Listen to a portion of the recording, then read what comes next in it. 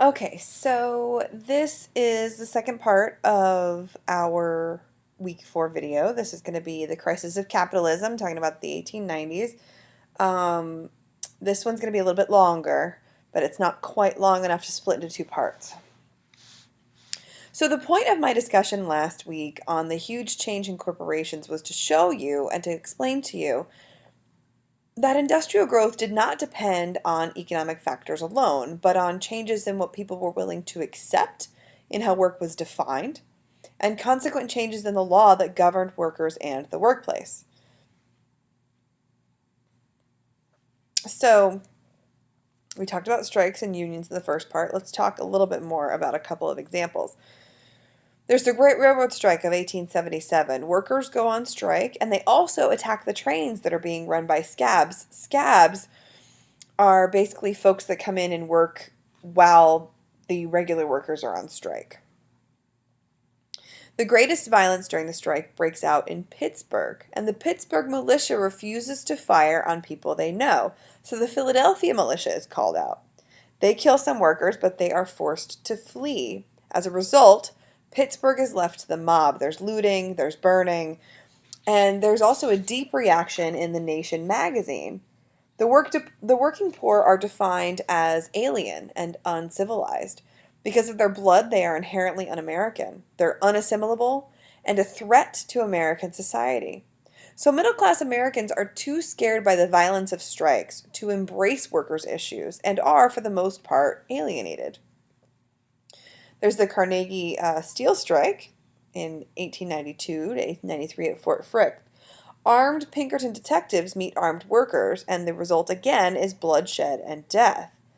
So economic and social divisions in late 19th century America seemed to be tearing the country apart. Middle-class Americans were very afraid of the threat of class warfare. This is evident in The Conclusion of Reese, which you guys did not read, and many other novels of the time period, because they were written about class warfare and class issues, as well as what the alternatives to class warfare might be. So, fear of anarchy and increasing use of state and federal power against strikers is championed by the middle class, and the middle class is also on the side of big businesses a lot of the time. Meanwhile, there's trouble in the countryside too. We get the rise of populism. So, populism begins with the Farmers Alliance in the 1880s, and they are responding to political and racial tensions. These guys are Western farmers with the grievances of Western farmers, okay? So, they're looking for cooperative solutions to a lot of the debt and the issues that are faced by regular everyday farmers because of industrialized agriculture and because of the growth of big businesses. They want the government to aid farmers, okay? And I believe you read about Munn versus Illinois in 1877, so check that out and give me liberty if you haven't seen it yet. So in Munn versus Illinois, it's ruled that Illinois can inspect grain elevators. So these business interests are used for the public good and can be regulated by the government, which means the government can regulate railroads, which is a huge, big part of the populist program. So in 1892, the populists want more money in circulation. They want state and federally subsidized warehouses. They want public ownership of all transportation and communication. That includes the telegraph, the telephone, and the railroads. They want income tax rather than other taxes like property taxes. And they want the direct election of senators. So it is important to note that populism is a response to corporate dominance of the countryside. Populists propose forms they think will protect small farmers from national corporate power, and they think the government's involvement and the government's regulation of these things is a part of that protection. Okay? And we'll talk more about the populists because you read their platform, so we'll talk more about them in class this week as well. So, what did freedom mean in an industrial society? Well, 19th century Americans were extremely concerned about immigration and the changes in American society. Much more was at stake than simply poverty or disease. The question was, will American values persist in the face of these social and economic changes? And we can also ask, what were American values? Is industrial capitalism, with its immigrants and its labor strife and its inequality, compatible with free democratic society? Or is industrial capitalism, with its richly rewarded entrepreneurs and its freedom of choice, the essence of a free democratic society? So, two dominant positions emerged to try to answer these questions. Both of them drew on the same heritage of American democratic ideals and symbols of freedom. Both put work and wage labor at the center of American debates over the meaning of freedom. The first group is called reformers, and reformers see industrialism as a threat to freedom. These people are socialists, they are religious, and more importantly, they are societal reformers. They want to clean things up, they want to fix things. Middle class readers flocked to books about reform, like Edward Bellamy's Looking Backward and Jacob Riis's How the Other Half Lives. They argue that the new economic system was simply not compatible with American democracy and freedom. The second group is social Darwinists. Social Darwinists see markets as guaranteeing freedom. Men like Andrew Carnegie and William Graham Sumner argued that the new economic system was in fact the essence of American democracy and freedom. And remember, we had that Carnegie quote last week. I'll repeat it again. He said, quote, "We accept and welcome great inequality of environment, the concentration of business, industrial, and commercial in the hands of a few, and the law of competition between these as being not only beneficial, but essential to the future of the race." And then there's this guy.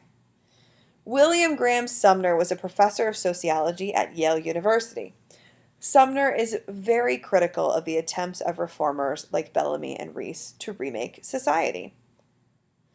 For Sumner, this was not a way of fixing society. Rather, it was a justification of the way things were. So Sumner takes a very, very harsh view, and he uses Darwinian metaphors like survival of the fittest. So Sumner takes the Darwinian view of evolution and applies it to society, and he uses Darwinian biology as a metaphor. This so-called social Darwinism has very little to do with actual Darwinian biology. I want to make that very clear. Darwinian biology is based on a retrospective evaluation of the persistence of genetic material. It is historical. It looks backward. It does not predict, and it is never useful for making policy. So, mischaracterizing that science, Sumner believed that survival of the fittest will carry society forward. So, social Darwinists like Sumner justify industrial society by making it a part of evolution. He ignores that all people were not born equal. People born with wealth had a huge advantage, for example. And this contradicts the notion of evolution, which is supposed to help those with some genetic advantage rather than outside assistance, like generations of hoarded wealth, for example. He also sees capital as a moral advantage and the result of self-denial. So basically, you are wealthy because you've been frugal. You have denied yourself certain luxuries. You don't go out drinking every day, and that is why you are rich. Okay. Sumner argues that capital might appear to bestow an unfair advantage, but it really represents a reward given to the more moral parts of society. So he equates wealth with moral superiority. Also, in his view, the poor cannot be helped. In fact, the poor have no one to blame but themselves for their poverty. And he argues that if people are poor, it is because they are unfit and morally inferior. Not only that, Sumner goes a step further. Harsh is, I don't even think, cracking the surface on his view on this. Helping the poor hurts society, according to Sumner and social Darwinists like him. If people interfered to bring the poor up to an equal level, they would cause stagnation and the downfall of society. He embraces the economic policy of laissez-faire, which is like a leave it alone kind of thing. So, the market, the free market, unregulated, just leave it alone. And that laissez-faire policy is now turned into an explanation for why the rich and powerful dominate society. So free competition becomes the goal rather than the means to an egalitarian society as it had been seen in the early republic. Less sophisticated than Sumner, but his ideas were less harsh and more widely looked to than Sumner, was Horatio Alger.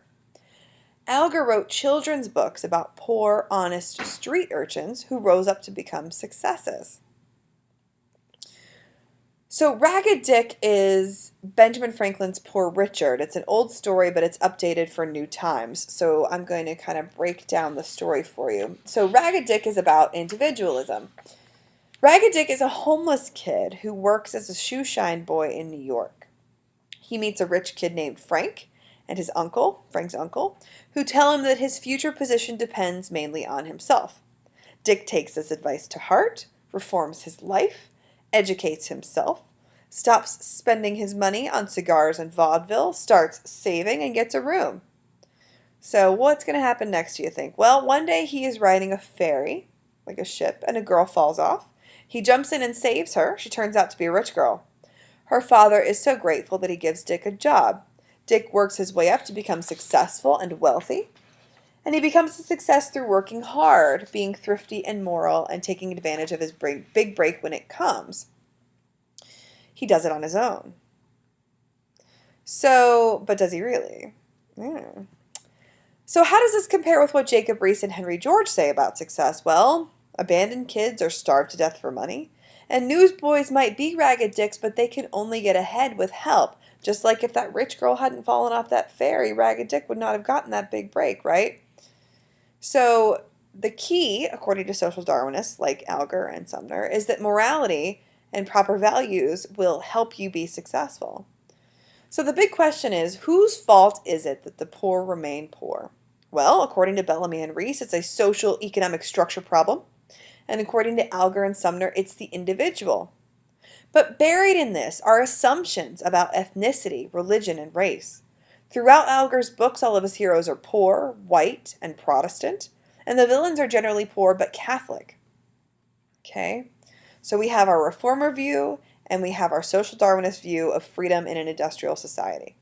So really these two positions come down to this. Is society made up of individuals or classes? Are you best represented on your own or as a member of a larger group of people like you? This comes back to the old American insistence on individual opportunity, and it gets thrown into question by the reality of industrial work. And work is at the heart of this difference. There's the idea of civic freedom and citizenship in a Republican society, so earlier stuff. That's anti-wage labor. Freedom is largely political and involves the ability to participate politically. And then there's contract freedom, which we've been talking about. It centers around the market. It's very pro-wage labor, right? They draw their comparison largely from slavery. If you're not a slave, then you're free, and you're free to sell your own labor.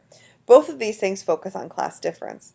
And the middle class moves back and forth between these two positions, and they have a fear of the working class, which also makes it hard for them to want to help the poor. The middle class both sympathizes with and fears the working class, and Riis's tone is a good example. The blame becomes explicit when violence erupts, right? You know, they feel bad for them, but then when there's a strike and there's violence, the middle class is like, well, they're uncivilized and it's their fault. So the divide between social Darwinists like Sumner and social reformers like Riis has political consequences. The question around these positions is, what is the purpose of government? Should it intervene in the economy to regulate the industrial economy, or should it keep it out of the economic and social arenas? Well, these questions are quite urgent because the 1890s witnessed an economic crisis unequaled in American history. Concerns about the industrial economy have domestic consequences and foreign policy consequences.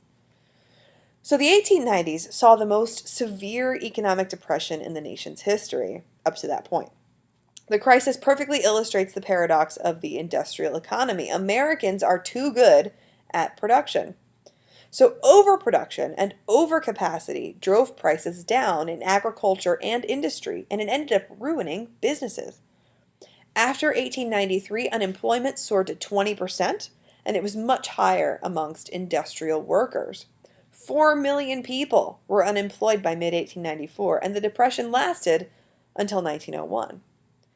Meanwhile, extremely low wages meant that most Americans were not consumers. So low wages plus low prices meant no growth. It meant a depression. People could not afford to buy the things they produced. So economic policies of the day made things worse. There was a tariff that blocked overseas markets and raised prices at home. There was the gold standard, which meant expensive credit. And there was a lack of regulation, like, I mean, zero regulation, which led to catastrophic competition and monopolies and forcing prices down and forcing people out of business. So the bottom line again, Americans could not afford to buy what they produced. And the government seemed unable to do anything about this so-called crisis of the 1890s. It lasted for 8 years. So the economic theory of the day was laissez-faire, and that the government should only intervene to aid economic growth, but could do nothing to curb depression. So with a government unwilling or unable to do anything about the suffering, Americans articulated their own responses. And there were two responses to the economic crisis of the 1890s. There was urban and there was rural. Industrial workers pushed for unions and strikes to try to get better working conditions, better wages. And farmers had the New Populist Movement and the New Populist Party. But there was a third secret bonus response, guys. And it was a foreign policy change. And it was an expansion overseas, because if your economy is not doing well and you're looking around and folks in Europe are colonizing and they've got all these territories and they're extracting resources, that could really boost your economy, right? So America is going to begin looking overseas in their foreign policy. All right, so that is the end of the week 4 videos. Please be sure to complete the attendance quiz before we meet in class. Also, make sure you've done all of the readings. I really like all this stuff and whose fault is it the poor remain poor and that whole debate, so I'm interested to see what you guys think, and I look forward to seeing you in class this week.